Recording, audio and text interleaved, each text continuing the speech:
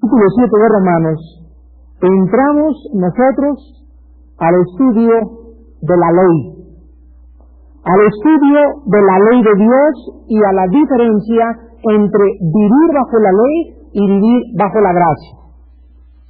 Antes de que podamos nosotros entrar al capítulo 7 de Romanos, quiero aclararles que la diferencia entre el cristianismo y todas las religiones, adventismo del séptimo día, testigos de Jehová, mormones, catolicismo, mahometanos, musulmanes, el cristianismo comparado con todas las religiones radica en que la salvación en todas las religiones es por la ley. Todas las religiones creen que haciendo buenas obras el hombre podrá ser aceptado por Dios.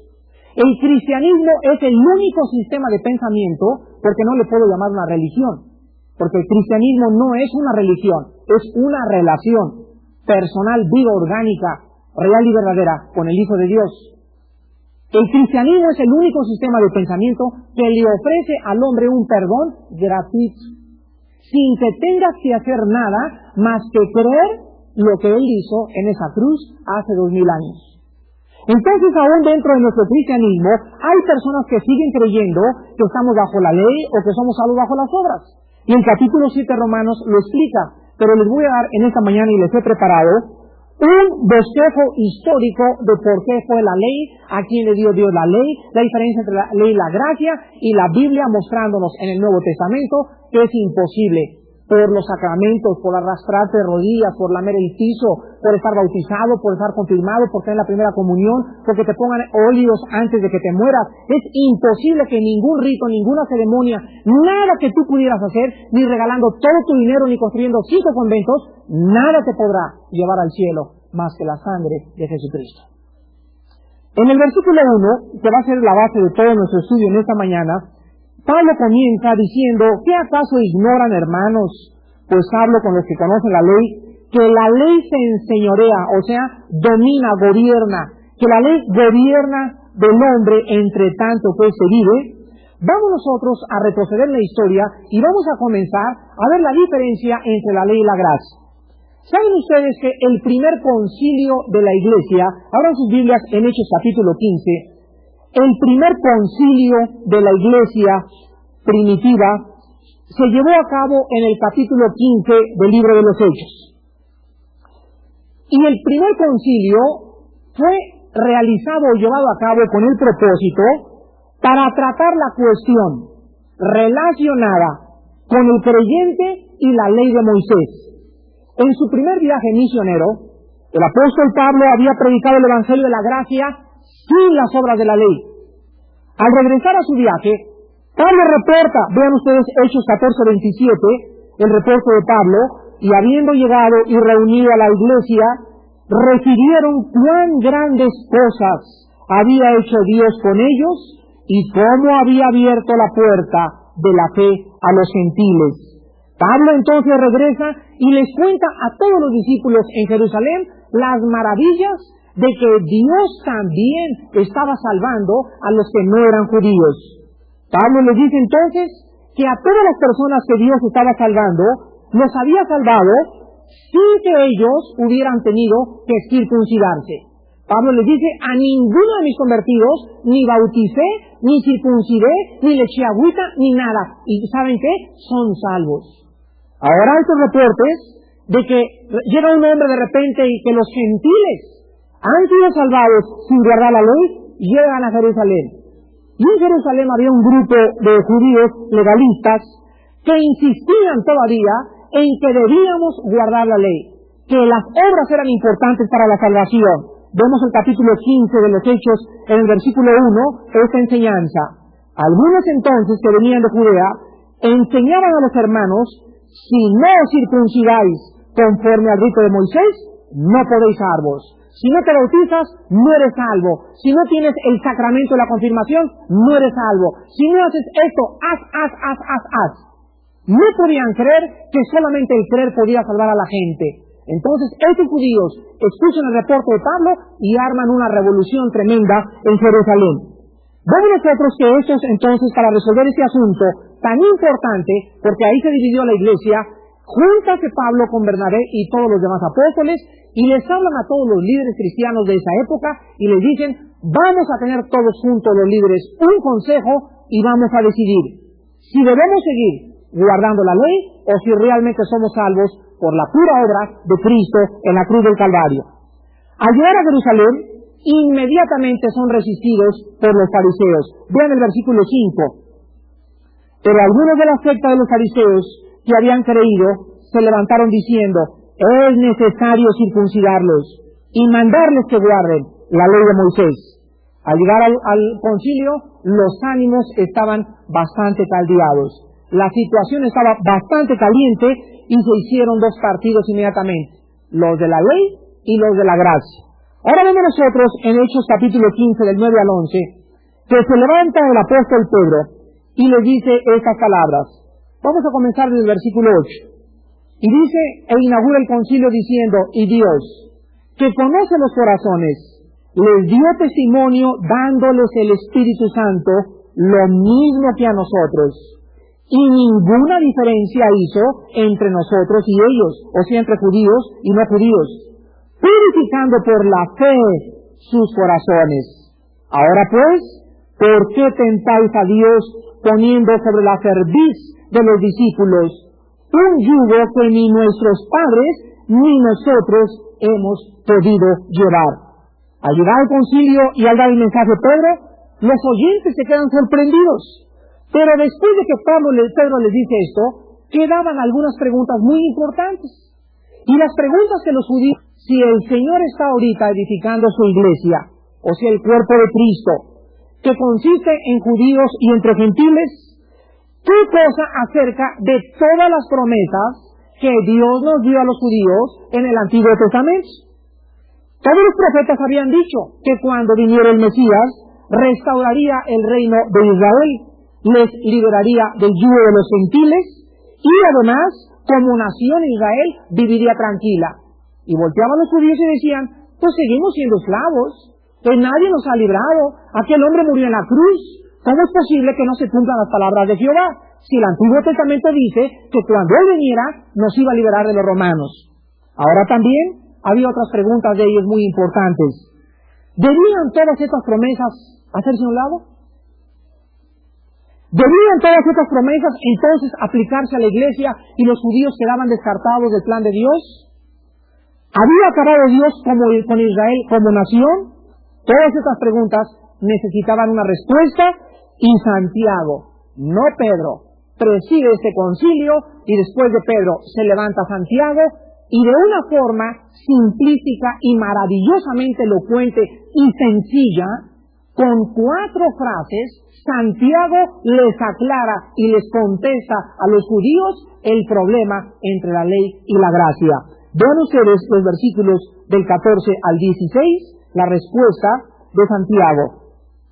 Y dice Santiago, se para en segundo lugar Santiago y agarra el micrófono y les dice, Simón ha contado, o sea Pedro, cómo Dios visitó por primera vez a los gentiles para tomar de ellos pueblo para su nombre. Y con esto concuerdan las palabras de los profetas, como está escrito. Después de esto, subrayen esa frase en sus Biblias, es la frase y el versículo más importante de todo el libro de los Hechos. Después de esto, volveré. Y reedificaré el tabernáculo de David, que está caído, y repararé sus ruinas, y lo volveré a levantar, para que el resto de los hombres busque al Señor, y todos los gentiles sobre los cuales es invocado mi nombre, dice el Señor, que hace conocer todo esto desde tiempos antiguos. En esta respuesta, Santiago les contesta que todas las promesas relacionadas con Israel se irían a cumplir, pero no en este tiempo. El problema de los judíos fue que en el Antiguo Testamento había 2 series de profecías. Una serie de profecías decía, vendría el Mesías y liberaría a Israel y Israel sería libre y habitarían en el milenio. Y la otra decía, vendría a sufrir. Y ellos pusieron primero la de la liberación y después la del sufrimiento. Y cuando Cristo viene y extiende los brazos en la cruz y muere por los judíos y abandona Jerusalén, los judíos dicen, Él no puede ser el Mesías, y por eso le rechazan, porque Él tiene que venir a librarnos del yugo de los romanos. Así lo dice el Antiguo Testamento, así lo dice, pero no lo entendieron. ¿No pasa acaso lo mismo con los cristianos del Nuevo Testamento? Señor, pero tú me has prometido que si yo diezmo me va a ir bien. Pero también dice en 1 de Juan que si nosotros hacemos las cosas que nos son agradables, Él contesta la oración.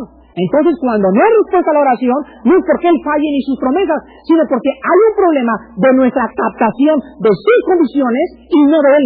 Nunca la palabra va a fallar. Siempre es nuestro problema. Y nosotros ahorita estamos torciendo muchas profecías y estamos relacionándolas con otro tiempo cuando no son para el tiempo. Hermanos en Cristo, el plan bíblico de Dios y la cronología de Dios es importante, y cada etapa en el plan de Dios, en cada dispensación, tiene su programa. Y el cristiano tiene que saber trazar bien la palabra de verdad y conocer cada cosa en cada tiempo y entender que en estos 2000 años en que Cristo murió en la cruz del Calvario hasta su segunda venida, se llama el tiempo de los gentiles. En esta mañana les voy a dar una chuleta de pura doctrina. Se llama el tiempo de los gentiles, y los judíos no han sido abandonados por Dios, pero ahorita como nación sí. Individualmente se están salvando muchos judíos. Yo conozco amigos míos que son judíos cristianos en Estados Unidos y aquí en México, pero como nación ya no son los escogidos de Dios. Cuando Él venga se volverán a convertir y Dios acabará lo que no ha cumplido con ellos. Pero ahorita como nación sí están abandonados. Aun cuando Dios los protege, no ha cumplido sus promesas hasta que Él venga, porque ahorita es el tiempo de no hay judíos, ni gentiles, ni griegos, ahorita somos todos una creación en Cristo. Y ahorita, judío lo es, dice Romanos 2, no el que es hijo de Abraham, ni el que nació en Israel, ni el que es de padres hebreos o padres israelitos. Judío es aquel que está circuncidado en su corazón. No la incircuncisión de la carne, sino la circuncisión del corazón. Y qué importante eso es para que nosotros sepamos el plan de Dios y el bosquejo y los antecedentes de la ley. Muy bien, entonces Santiago se para y les dice en este pasaje que no es el tiempo que sí se van a cumplir. Quiero que noten que en el versículo del 14 al 16, Santiago no menciona la circuncisión. Tampoco menciona guardar la ley mosaica. Lo único que Santiago les dice, vean el 19 al 20, lo único que les dice es, por lo cual yo juzgo, que no se inquiete a los gentiles que se convierten a Dios, escuchen, sino que se les escriba que se aparten de las contaminaciones de los ídolos, 1, 2, de fornicación, y número 3, de ahogado y de sangre. Santiago les dice que lo único que deben de guardar de la antigua ley mosaica es abstenerse de los ídolos. Esto es algo que se nos recuerda en el Nuevo Testamento también. Acaba la primera carta de San Juan diciéndonos, hijitos, apártense de los ídolos. En segundo lugar, se nos dice que nos sigamos guardando de fornicación. Acuérdense que la fornicación es un pecado contra el cuerpo. El que fornica contra su cuerpo peca. Y el segundo mandamiento que queda vigente de la ley mosaica es la fornicación, porque es el pecado que más acarrea el juicio de Dios sobre sus hijos. Y en tercer lugar, se les dice que se abstengan de comer sangre. ¿Por qué? Porque Dios quiere que se siga respetando la santidad de la sangre, porque la vida de la carne está en la sangre. Muy bien, entonces después de esta resolución, dice el versículo 24, se escribe una carta y dice, por cuanto hemos oído que algunos que han salido de nosotros, a los cuales no dimos orden, los han inquietado con palabras, perturbando vuestras almas, mandarles circuncidarse y guardar la ley, nos ha parecido bien, habiendo llegado a un acuerdo, elegir varones y enviarlos a vosotros con vuestros amados Bernabé y Pablo, hombres que han expuesto su vida por el nombre de nuestro Señor Jesucristo. Así que enviamos a Judea y a Silas, los cuales también de palabra os harán saber lo mismo, porque ha parecido bien al Espíritu Santo y a nosotros no imponerles ninguna carga más que estas cosas necesarias. Se repiten, versículo 29, ¿Qué cosa?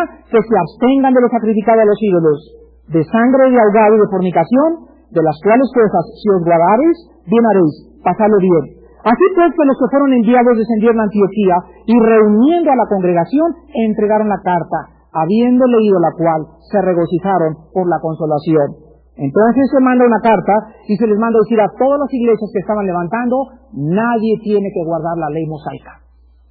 No tienen ustedes que hacer ningún rito para salvarse.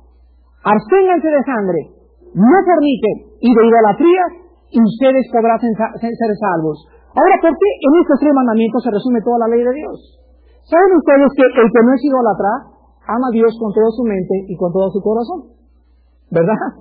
El primer mandamiento es: amarás a Dios con toda tu mente, con todo tu corazón, con todas sus fuerzas y con toda tu alma. Cuando tú amas de esta manera a Dios, es imposible que caigas en la idolatría. Cuando alguien cae en la idolatría, cae porque su trabajo, su novia, su novio, su carrera, sus coches, sus negocios han ocupado el primer lugar en su corazón. Pero alguien que no se idólatra es la persona que está amando continuamente y dándole el primer lugar a Dios en su vida. Ahora en el Nuevo Testamento, quiero que ustedes sepan algo muy importante. En el Nuevo Testamento hay 3 libros escritos para combatir 3 errores contra la ley. Las 3 herejías se llaman legalismo, antinomianismo y galatianismo. El legalismo enseña que los hombres deben guardar la ley para ser salvos. Esto es una doctrina de todas las religiones. Esta herejía se combate en el libro de Romanos. Dice en Romanos 3, 20 al 24, siendo justificados gratuitamente por la redención que es en Cristo Jesús. Entonces la herejía de que tenemos que hacer un rito o un sacramento para ser salvos se combate en el libro de Romanos. La segunda herejía se llama antinomianismo. Anti en contra, nomos ley. Esta herejía enseña todo lo contrario al anterior, que no importa lo que hagas, si al fin eres salvo. ¿Se dan cuenta? No importa cómo te portes, no puedes perder la salvación. Esta herejía se contesta en el libro de Santiago, capítulo 2, del 19 al 20. Y aquí encontramos que Santiago dice: hermanos, ¿podrá las obras salvarnos? ¿Qué no saben que la fe es importante? Porque la fe sin obras es muerta. Entonces, si alguien en esta mañana dice: no, pues en la Iglesia Cristiana de México enseñan que no hay que hacer nada, al cambio que ya somos salvos, eres una persona que está en contra de la ley, porque estás diciendo que tienes la libertad de hacer lo que te da la gana con tal de que tengas a Jesucristo. Y en tercer lugar tenemos el galatianismo.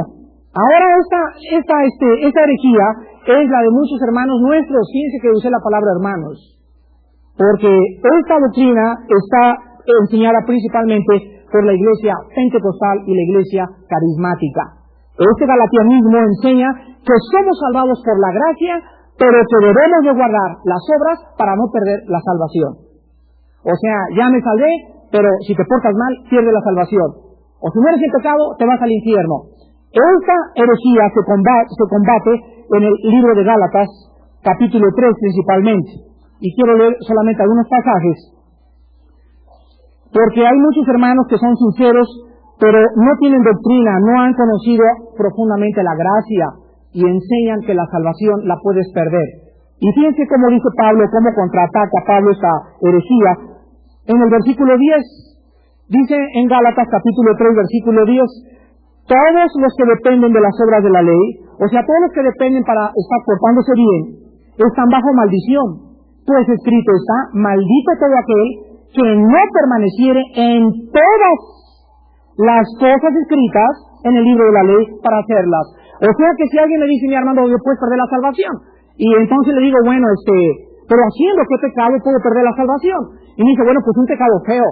Y digo: no, porque ahora todos los pecados son iguales delante de Dios. Y el día que no tenga yo devocionales, por 3 días, y me muero, me voy al infierno.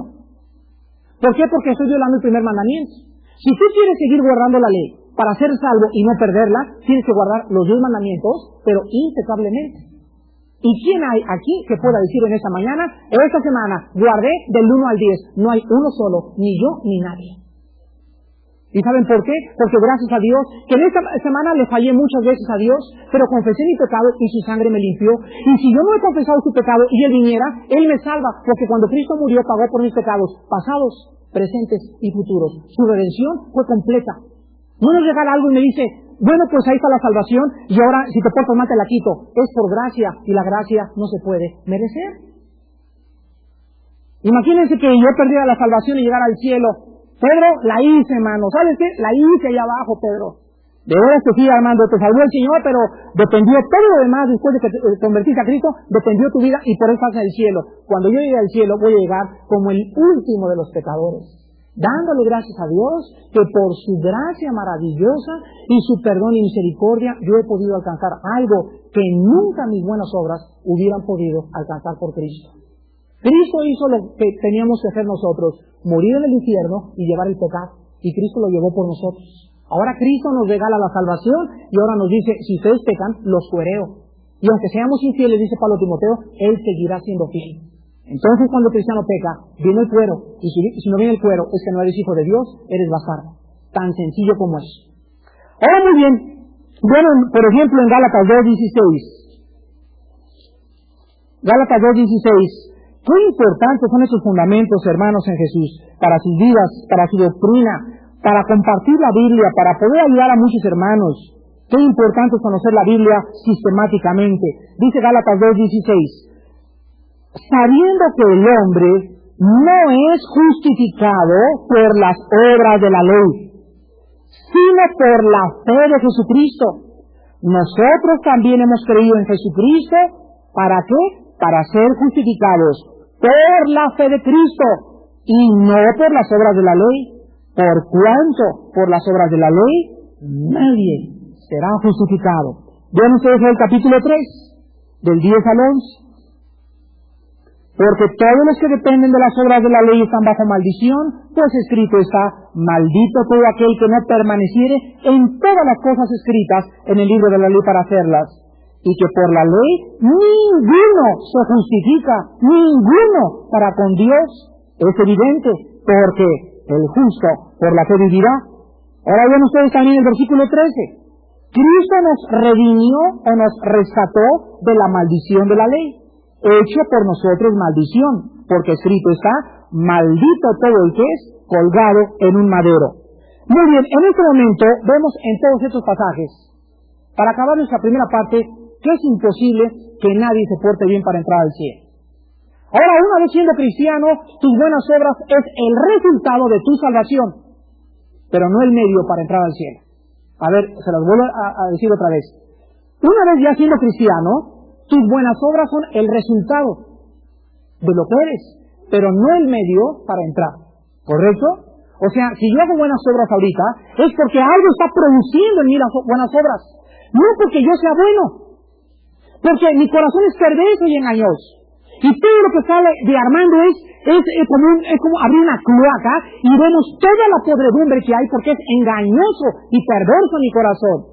Si yo doy una buena ofrenda, si yo consuelo a un hermano, es porque soy pegado a Cristo y Él está produciendo a través mío su gracia y yo solamente la estoy canalizando. Y todo lo que hago, lo hago como resultado de mi comunión con Cristo. Ninguna cosa buena que yo haga puedo atribuírmela a mi bondad.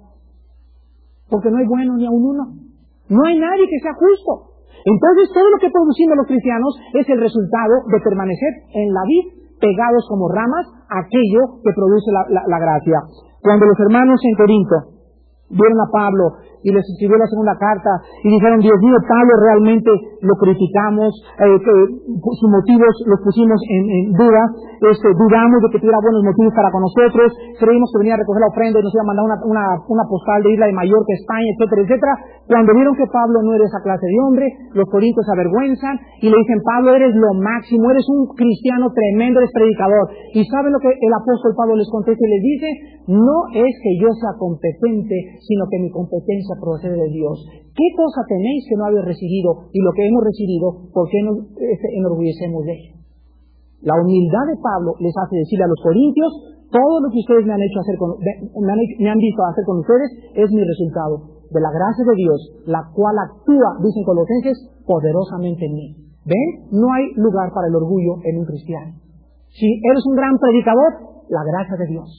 Si das millones de pesos a la obra de Dios, es la gracia de Dios en tu corazón. Si eres un amante maravilloso con tu esposa, es la gracia de Dios.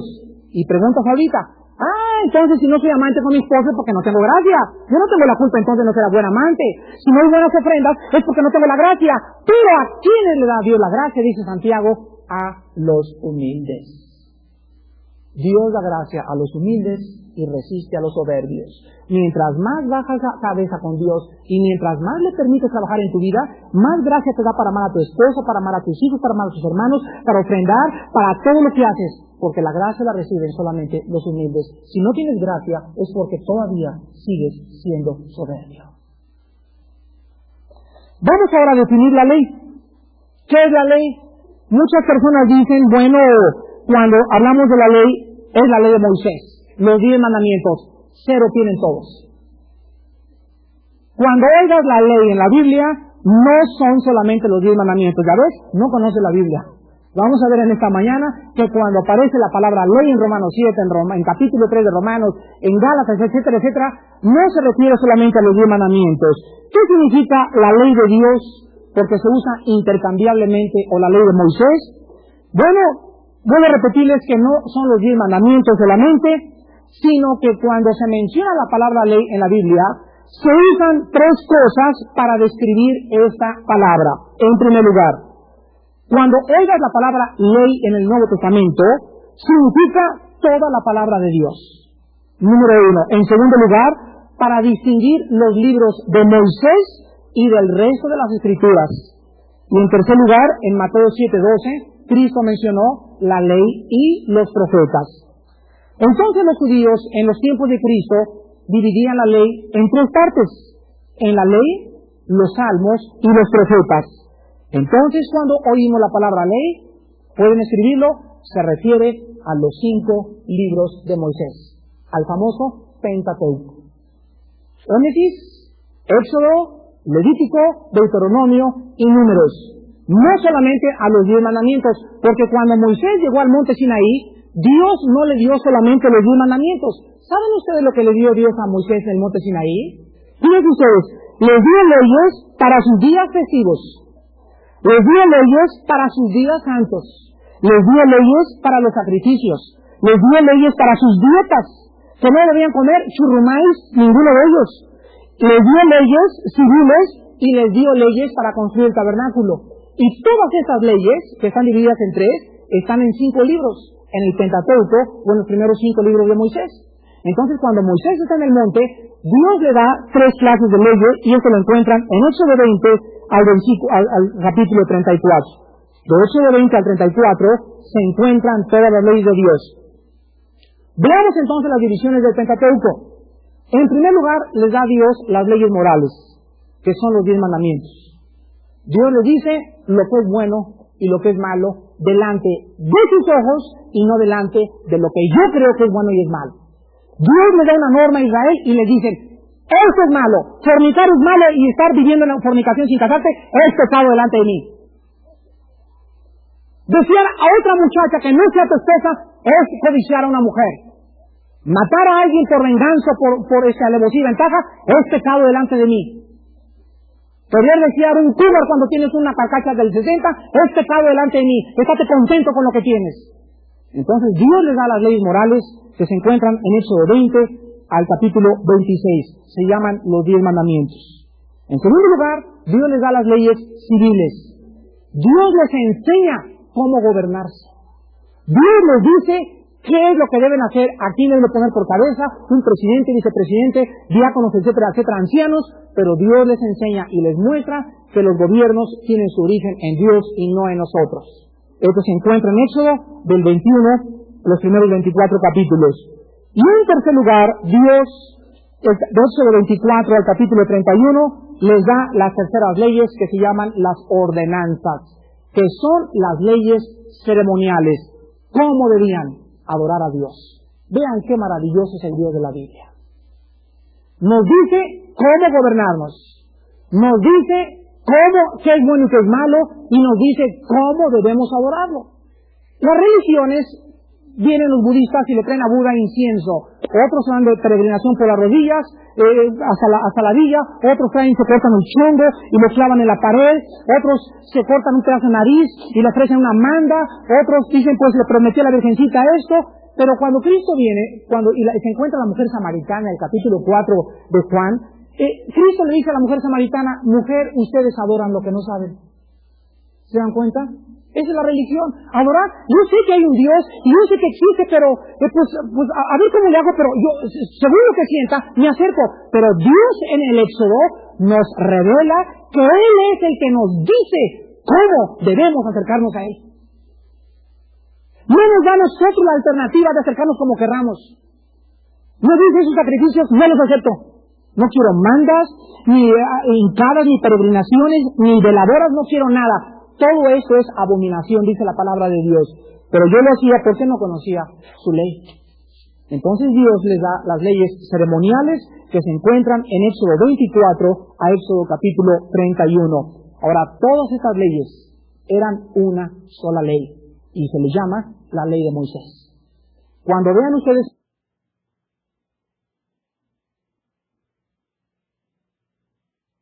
el sábado o el domingo o el lunes, porque aunque no están los 10 mandamientos, estaban las leyes de los días festivos, en las leyes civiles de cómo debían de gobernarse.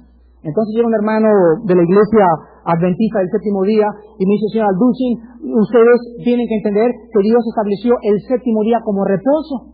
Y el séptimo día es el sábado, y tienen ustedes que adorar el sábado. Inmediatamente lo llevo a Gálatas capítulo 3 y lo llevo a Colosenses capítulo 2. Y le muestro en Colosenses capítulo 2, versículo 8 al 10, que la Biblia dice, nadie los juzgue en cuanto días de fiesta, aunque han de comer, o si comes puerco, o no comes puerco, o comes legumbres, o comes zanahorias, o comes... Ahora estamos libres de esas rigurosas cargas que Dios le puso a ese pueblo. Y ahora si tú quieres adorar el sábado, adora el sábado. Si quieres adorar el lunes, adora el lunes. No hay días explícitos ni festivos porque ya no estamos bajo las 5 leyes, bajo las leyes ceremoniales, ni las leyes civiles, ni las leyes morales. Ahora el cumplimiento de la ley ha sido Cristo para nosotros. Entonces los adventistas, los testigos de Jehová, los mormones, católicos, budistas, musulmanes, todos quieren seguir agradando a Dios, y lo explica Romanos capítulo 10, versículo del 2 al 3. Porque ignorando la ley de Dios, no se sujetan a la ley de Dios, sino que estableciendo la suya propia, no quieren ponerse bajo la ley de Cristo. Entonces, ahora la gente, yo no quiero saber nada de la Biblia. A mí déjame seguir prendiendo mis veladoras. A mí déjame seguirme acercando a Dios como yo quiera. No quieren sujetarse. Ahí está su pecado. Tú ibas con la Biblia, oye hermano, fíjate que pues, esto es de laborcitas, hermano, hincarte y besarle aquí al santito las piernas. A mí no me vengas con tu nueva religión, yo no quiero saber nada. No tiene hambre de conocer, porque si tuviera hambre, te diría, a ver, explícame un poco mejor, quiero conocer la ley de Dios. Entonces, es importante que ustedes entiendan esto. Vamos a Lucas capítulo 2, para que podamos diferenciar entre la gracia y la ley, y no encontrar a hermanos sinceros pero equivocados, que nos quieran poner cargas que no debemos de llevar. Lucas capítulo 2, versículo 22 al 24. Antes de leer estos 4 versículos, o 3 versículos, les voy a dar un último ejemplo. Ahora el 14 de diciembre de este año, de este mes, llegaron hermanos de otra iglesia a un estudio mío y comenzaron a decirnos que no deberíamos de poner árbol de Navidad, que era pecado, que porque tenía costumbre pagana. Gracias a Dios que el año pasado pasó lo mismo. Siempre que viene la Navidad, vienen los judíos legalistas a ponernos cargas, a ponernos yugos, a decir hagan, o no hagan, para agradar a Dios. Gracias a Dios de que me puse a orar el año pasado, imprimimos un folleto que se llama ¿Puede un cristiano celebrar la Navidad? Donde en ese folleto, con la ayuda de Dios, pude explicar claramente por qué nosotros, si puedes poner árbol de Navidad, ponlo, si no lo pongas nada, cada quien esté convencido de su propia mente, y como si ellos usan su argumento de que tiene un origen pagano, pues ¿qué cosa no tiene origen pagano en este mundo? ¿Qué cosa? Las escuelas, los gobiernos, la oficina donde trabajas, el coche donde estás, los zapatos que te ponen los fabrica una zapatería pagana, todo es pagano. En este caso no sería necesario salir del mundo. Ahora no estoy nada de acuerdo con el Halloween, por ejemplo, porque ahí son monstruos, ¿verdad? Hay vampiros y demonios. Pero si quieres poner tu árbol, no lo pongas. Si quieres poner un cuerpo en la lámpara de tu sala y ponerle ahí unas linternas y faros, ponlo. Dice Romanos, porque para el Señor Él está en pie, y Él está convencido de poner un marranito colgado en la sala de su casa árbol de Navidad, déjalo que lo ponga. Pero si lo pone o no lo pone, no por eso va a agradar más a Dios, porque el reino de Dios no consiste en bebidas o abluciones o fiestas o hacer cosas, no hacer de cosas. El reino de Dios consiste en el gozo y la paz que en esta Navidad tenga tu espíritu para celebrarla. ¿De qué te sirve, por ejemplo? Pues no, Señor, no tengo árbol de Navidad y yo dejo a tu esposa. No tengo árbol de Navidad, pero tienes 3 meses que no diezmas. No tengo árbol de Navidad, pero mira que tienen tus empleados que les debes 3 meses de tiempo extra y no se los has pagado. Pero eso sí, no pusiste árbol de Navidad. ¿Se dan cuenta? Caemos en el legalismo. Dios no quiere sacrificios. Dios dice, pon tu árbol o no lo pongas. A mí lo que me interesa es tu obediencia. Amarme con todo tu corazón y a tu prójimo como a ti mismo. Aquí está resumida toda la ley. Árboles de Navidad. Ahora llegamos al punto más importante de nuestro estudio en esta mañana. Señor, nos dice leyes ceremoniales de cómo adorarte, nos dice leyes de cómo gobernarnos, nos dice leyes morales. Pero Señor, tenemos una pregunta en esta mañana. Si tú sabías que todas estas cosas no las podíamos cumplir, ¿por qué, Señor, en la pregunta no las diste? ¿No es verdad? Si nadie las ha cumplido, ¿para qué las dio Dios? ¿Cuál fue el propósito, Señor? ¿Qué querías? ¿Vernos humillados? ¿O querías hacernos comprender de que no podíamos cumplir tu ley? Bueno, pues vamos en esta mañana a contestar en Gálatas capítulo 3, versículo 19, ¿por qué Dios les dio la ley? Porque acuérdense algo muy importante. De Adán a Moisés no había ley. ¿Se acuerdan? Y cuando no hay ley, ¿cómo castiga Dios? ¿Se acuerdan ustedes en la época de la ley seca en Estados Unidos? Antes de que pusieran la ley seca, se permitía tomar licor. Vino la ley seca y fue una transgresión a la ley el tomar licor. Cuando Abraham Lincoln hizo la emancipación y de la liberación de la esclavitud en Estados Unidos, antes de Abraham Lincoln era legal poder traficar con esclavos. Cuando Abraham Lincoln entró a la presidencia, su carga más grande era que un hombre debía ser en Estados Unidos libre absolutamente. Entonces, antes de Abraham Lincoln, no era pecado la esclavitud, porque no había ninguna ley en contra de la esclavitud. Vino la ley de Lincoln y comenzó la transgresión. Antes de la ley seca, no era pecado tomar licor. Viene la ley y se convierte en pecado. Antes de que yo conociera a Cristo, fornicar para mí era lo más, digo, todo el mundo lo hacía. Pero venga la Biblia y me encuentro que la fornicación es pecado delante de Dios, en ese momento yo soy un transgresor. Antes vivía en ignorancia y Cristo dijo, Padre, perdónalos porque no saben lo que hacen. Pero cuando nosotros ya sabemos que hay una ley de que aquí a la vuelta no te puedes dar vuelta en sentido contrario, antes había el sentido para allá, pero a la policía le plació cambiar el sentido y se convierte en transgresión, tú no puedes llegar y decirles, es que antes la flecha estaba para acá. No, es que ahora en adelante, el no cumplir la ley no te exime de no cumplirla. El no conocerla no te exime de no cumplirla. ¿Te das cuenta? Entonces de Adán a Moisés no había ley. Nadie sabía, eran como locos todos. Y vean cómo cayó el juicio. Ahora, el que antes de la esclavitud de Lincoln no fuera transgresión de la esclavitud, ¿dejaba la esclavitud de ser un delito moral? A ver, la pregunta que les hice, piénsela. Antes de Lincoln había esclavitud, pero porque no hubiera ley en contra de la esclavitud, ¿eso hacía la esclavitud buena? Bueno, moralmente siempre fue malo, pero no legalmente. ¿Correcto?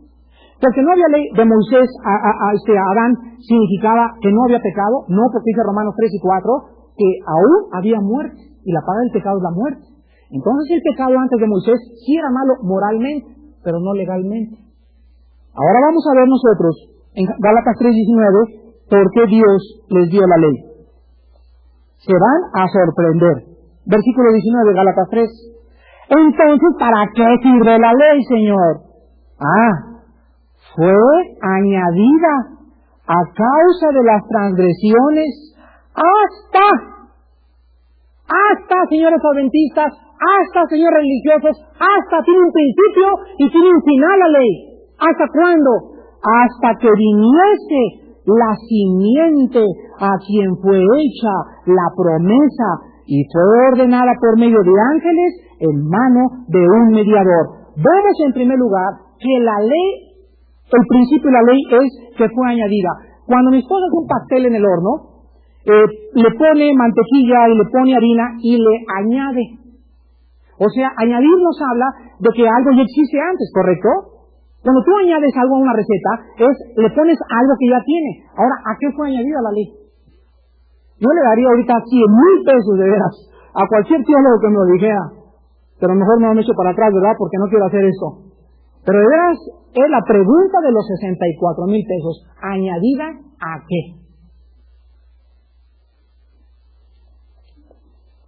Ahorita se los voy a decir. En segundo lugar, encontramos el principio de la ley. Dice en Gálatas 3:19, fue añadida hasta que viniese la simiente.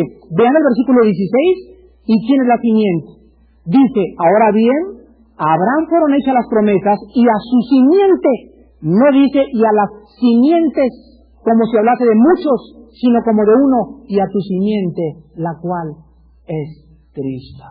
Entonces, la ley tuvo un principio y fue añadida a algo. Y la ley termina cuando Cristo viene y muere en la cruz del Calvario. Ahora, abran bien los oídos. ¿A qué fue añadida la ley? Escuchen esto. La ley fue añadida a la gracia. A la gracia de Dios. Antes de que Moisés recibiera la ley, el hombre vivía bajo la gracia. Se lo voy a demostrar en esta noche, en esta mañana. Antes de que fuera la ley, ya vimos que el pecado no era pecado legalmente, pero sí moralmente. Existía el pecado y la rebelión, pero no había transgresión de la ley. ¿Por qué? Porque no había sido dada la ley. Traficaban con esclavos, pero la gente no era culpable. La policía no llegaba a mi casa antes de Abraham Lincoln y señor Duchin va a la cárcel. ¿Por qué? Porque tiene esclavos. Pero enséñeme la ley que me prohíbe tener esclavos. Nadie me podía condenar, ¿me entienden? Nadie podía condenar legalmente a la raza humana antes de Moisés. Ahora bien, el propósito entonces de Dios al darles la ley es revelarles y mostrarles a los hombres nuestro pecado. Cuando Dios dice, me amarás con todo tu corazón, y no matarás, y no codiciarás, etcétera, etcétera, el hombre se da cuenta que todo lo que Dios prohíbe es lo que más nos gusta. Mijito, no vas a patinar ahora en la mañana, mamá está bromeando. Ni vas a comer ice cream, ni vas a comer churrumais, ni charritos, ni nada de esas cosas. Mamá, me prohíbes todo lo que me gusta, ¿qué me odias? ¿A quién no le gusta vivir su propia vida de ustedes? Antes de ser cristianos. Todos decíamos, yo voy a descubrir la verdad entre mí mismo. Yo soy libre, yo soy independiente, voy a vivir como yo me da la gana. Violábamos el primer mandamiento. ¿A quién de ustedes no le gusta a otra mujer o otra muchacha que no sea tu esposa, que no sea tu novia? Todos amábamos la fornicación e íbamos tras carne ajena. ¿A quién de nosotros no le gusta el dinero? Todos éramos ambiciosos, todos éramos codiciosos. Y de repente aparece en el cielo y nos dice, todas esas cosas las aborrezco. Y en ese momento me doy cuenta que yo no puedo cumplir la ley de Dios. Entonces, durante mucho tiempo, Dios había dado la ley para que la añadieran a la gracia. Esto nos demuestra que Abraham, Isaac y Jacob vivieron bajo la gracia. Antes de la ley había la gracia de Dios, porque la ley fue dada 400 años después de que Dios había hecho el pacto con Abraham. Fíjense nada más, el pacto con Abraham fue un pacto de gracia. El pacto con Abraham fue un pacto de gracia. Y si Dios no destruyó la tierra antes del diluvio, fue porque su gracia era más grande que su propio juicio. Ahora ustedes, vamos a ver vamos a eso de todos, y vamos rápidamente a analizar al pueblo de Dios antes de que Dios les diera la ley. Quiero recordar, Adán, camina, el diluvio, Abraham, Isaac, José, Jacob, la liberación de Egipto, etcétera, etcétera, y hasta el monte Sinaí, hasta el llegar al monte Sinaí, Dios les dice lo que es bueno y lo que es malo. En Éxodo 19, vamos a ver las circunstancias por las cuales Dios les dio la ley a los judíos. Dice Éxodo 19:1 que en el mes tercero de la salida de los hijos de Israel de la tierra de Egipto, en el mismo día llegaron al desierto del Sinaí. Habían pasado 3 meses y habían sido sacados de Egipto, de la esclavitud y de la muerte, Y parecía, lean Éxodo 15:24, que no apreciaban todo lo que Dios había hecho por ellos. Éxodo 15:24. Entonces el pueblo murmuró contra Moisés y dijo: ¿qué hemos de beber?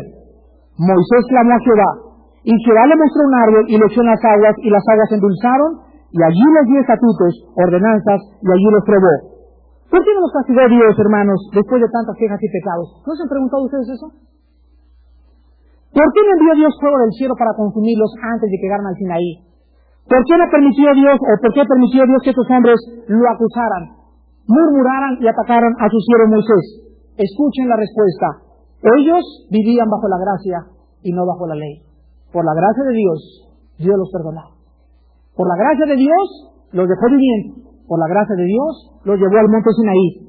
Entonces, al llegar al monte Sinaí, comienzan los truenos. Y le dice Dios a Moisés que el pueblo se quede abajo y solamente sube tú con Josué y Caleb. Suban hasta arriba y al llegar al Sinaí, se oyen truenos y la gente en el monte Sinaí ve el horror y los truenos y los relámpagos y todo lo que cae en el cielo, porque en ese momento Dios mostraba con esas manifestaciones que la ley es un ministerio de muerte.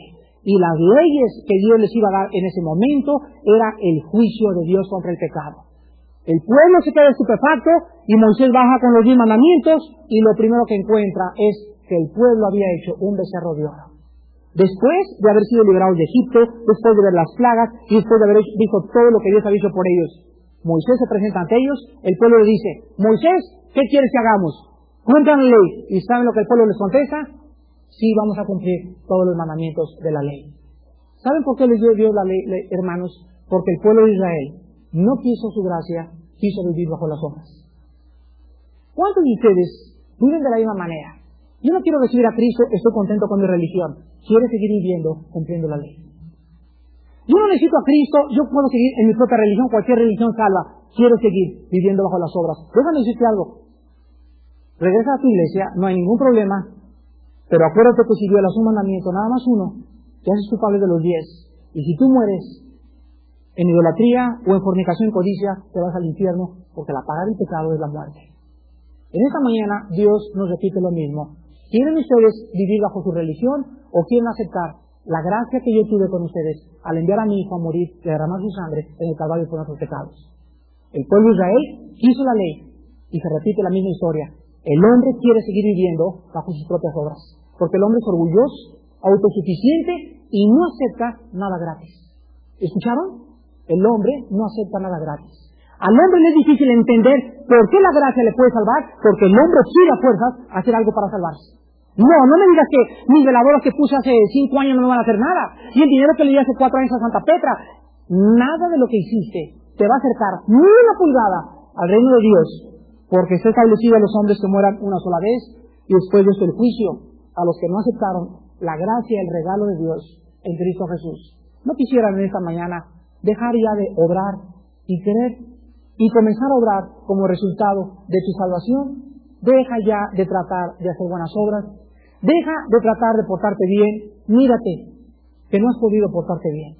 Lo has intentado cada año y cada año eres peor, cada año hay más odio en tu corazón, cada año más envidia, cada año te alejas más de tu propia familia porque quieres vivir haciendo las obras de la ley. Ven a Cristo y recibe su gracia esta mañana. Dile que eres un fracasado, que no puedes hacer lo que Él te manda, que no puedes dejar de tomar, ni de fumar, ni de serle fiel a tu esposa, que no puedes dejar de pagar impuestos y que le necesitas. Por la gracia Él te va a dar a su Hijo gratis en esta mañana. Tú solamente te tienes que parar y decirle: Señor, creo en lo que tú hiciste. Ya quiero dejar de luchar contra ti y de por mis propias fuerzas hacer algo por ti. Haz tú ahora a través de mí. Me humillo en esta mañana y produce tú en mí la vida que he tratado de vivir y que hasta este momento, en el 86, he fracasado. Acepten la gracia de Dios. Acepta la sangre de Cristo y sale en esta mañana viviendo bajo su perdón y favor y no bajo su ira. Oremos.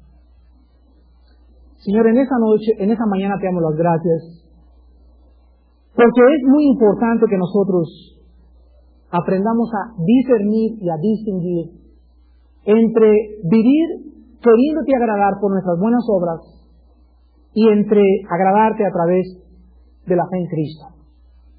Tu palabra dice: sin fe es imposible agradar a Dios. ¿Por qué es necesario que el que se acerca a Dios Crea que es Dios el que establece las reglas. No eres tú el que las vas a poner, es Dios. No eres tú el que va a dictar cómo vas a vivir, es Dios el que nos va a decir, amigo y amiga, cómo debemos de vivir. Pero nuestro orgullo, nuestra autosuficiencia, nos hace vivir bajo la ley. Una ley inventada por nosotros. Una ley que hemos establecido nosotros y que muchos de ustedes, desgraciadamente, voluntariamente la rechazan. Tú sabes lo que Dios quiere para tu vida, pero sigues estableciendo tus propias normas de conducta. Y hay solamente una ley, y ahora estamos bajo la ley de Cristo. Y se resume, todas estas ordenanzas, 5 libros, se resumen en 2 frases. Amen a Dios con todo su corazón y con todas sus fuerzas, y a su prójimo como a sí mismos. En estos 2 mandamientos se resumen cientos y cientos y cientos y cientos de ordenanzas que nadie jamás ha podido ni podrá cumplir. Si vivimos amándote, Padre, con toda nuestra alma y perdonando a nuestro prójimo como tú nos perdonas, estamos cumpliendo la ley. Padre, te damos gracias porque Cristo la cumplió por nosotros. El único hombre que la vino a cumplir, lo crucificaron. Los que nunca la pudieron cumplir se enojaron porque la cumplió y lo colgaron en la cruz, porque les dio celos, les dio envidia, les dio coraje que ese hombre pudiera vivir esa vida tan santa. Y la historia se repite. Nuestra familia ve que somos diferentes. Nuestros amigos ven que somos diferentes. Les da coraje, les da celos, les da envidia. Porque ellos quisieran ser como muchos de nosotros, pero no pueden, porque son demasiado débiles. Porque no conocen la gracia de Dios. O tal vez no les hemos platicado de las buenas noticias, de que ya hay que dejar de peregrinar, hay que dejar de hacer mandas, hay que dejar de poner veladoras, solamente tenemos que hincar nuestra rodilla esta mañana y voltear hacia atrás, hacia esa cruz, y ver en ese Calvario que el pecado se manifestaba cuando Cristo pagaba por nosotros, que la gracia se manifestaba cuando Él tomaba nuestro lugar, y que tu amor se derramaba al perdonarnos, estando nosotros viviendo en esta mañana tan sucios delante de ti. Amigos y amigas, es el último domingo de 1986. No quisieran aceptar la gracia de Dios, no quisieran dejar de seguir viviendo bajo tus buenas obras y entender que jamás harás las suficientes buenas obras para poder entrar al cielo. Si tus buenas obras te salvaran, ¿para qué murió Cristo en la cruz? Pregúntate tú eso. Pregúntaselo al líder de tu religión. ¿Para qué tuvo que morir Cristo? Si portándonos bien podíamos entrar al cielo. La respuesta está, porque sin derramamiento de sangre no hay remisión de pecados. Porque en su muerte se encuentra el perdón y porque nuestras buenas obras jamás serían lo suficientemente buenas para hacernos aceptos y justos delante de un Dios santo. Padre, en esta mañana toca los corazones de nuestros amigos y amigas, levántalos de sus asientos y muéstrales la gracia de esa cruz en Cristo Jesús, nuestro Señor.